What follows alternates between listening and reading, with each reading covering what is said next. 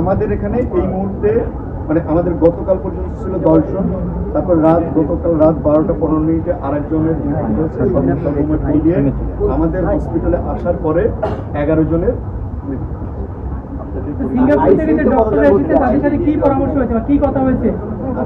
Singapore থেকে যিনি এসছেন ওনারা মানে আমরা যে বার্নের প্রোটোকল জানেন সারা পৃথিবীতে প্রায় একই রকম।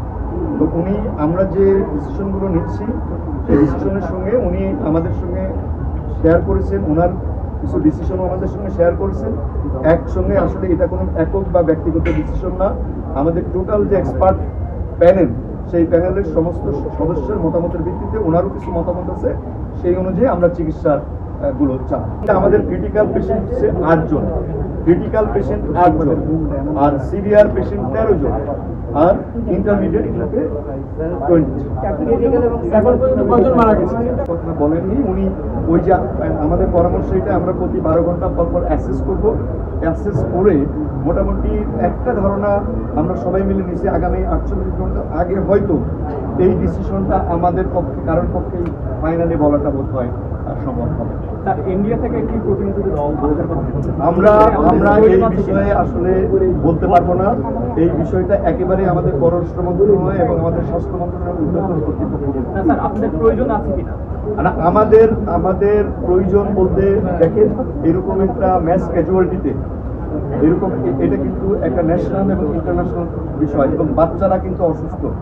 আমরা যদি আমাদেরকে যে কোনো বিষয়ে অনেক জায়গা থেকে আমেরিকা, চায়না, বিভিন্ন জায়গা থেকে আমাদের বাংলাদেশেরই অনেক বিশেষজ্ঞ আছে, তারা কিন্তু আমাদেরকে বিভিন্নভাবে সহায়তা করতে চাচ্ছেন, এবং যে কোনো চিকিৎসা সংক্রান্ত বিষয়ে যে কোনো সহায়তাকে আমরা একটা গুড জেস্টার হিসেবে ধরি এবং আমরা সবাইকেই সম্মান করি।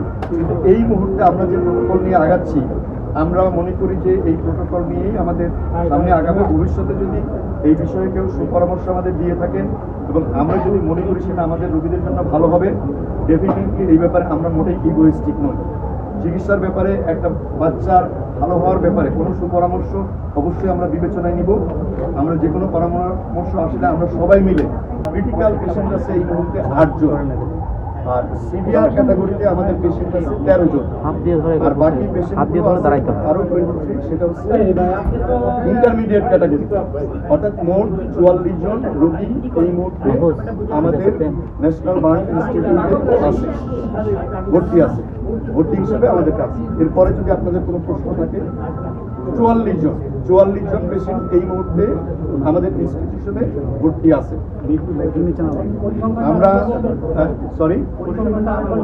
শিওর, আমাদের ক্রিটিক্যাল ক্যাটাগরিতে মোট আছে 8 জন, আমাদের সিভিয়ার ক্যাটাগরিতে আছে 13 জন, এবং ইন্টারমিডিয়েট ক্যাটাগরিতে আছে 23 জন।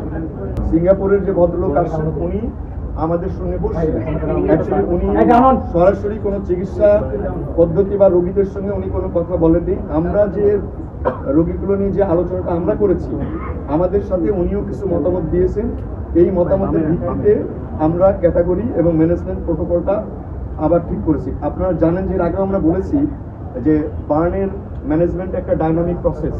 এই ডাইনামিক প্রসেসে অর্থাৎ প্রতি ঘন্টায় কিন্তু এইটা চেঞ্জ হয়। তো আমরা আজকে যে ডিসিশন হলো যে আমরা প্রতি 12 ঘন্টা অন্তর এইগুলো নিয়ে আবার সিনিয়ররা সবাই বুঝবো, কিন্তু এই যে ডিসিশনগুলো আমরা দিব সেই ডিসিশন অনুযায়ী প্রতি ঘন্টায় আমাদের টিমগুলো তার ম্যানেজমেন্ট দিতে থাকে।